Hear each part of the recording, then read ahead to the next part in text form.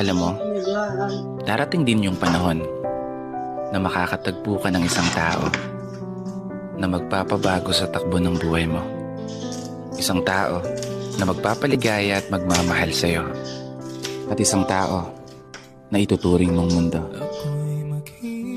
Naniniwala ka ba sa tadhana? Naniniwala ka ba na lahat ng nilalang sa mundong to may nakalaan na kanya-kanyang kapareha? Lahat ng tao sa mundong to nakatadhanang maging masaya. Na kahit pa lahat ng tao sa mundong to may kanya-kanyang problema na dinadala. Isang mundo na kung saan lahat ng tao may kanya-kanyang laban na gustong ipanalo. Isang laban kasama ang isang tamang tao. Isang tao na gagabay at magtuturo sa tamang direksyon na pupuntahan mo sa tamang panahon, sa tamang sitwasyon, sa tamang pagkakataon, sa tamang sandali, sa tamang oras. Darating din ang tamang tao na makakasama mong humarap sa bawat bukas. At isang tao na kukumpleto sa buhay mo. Hindi nga lang natin alam kung kailan nga ba darating. Saan mo matatagpuan? O paano kanya mamahalin?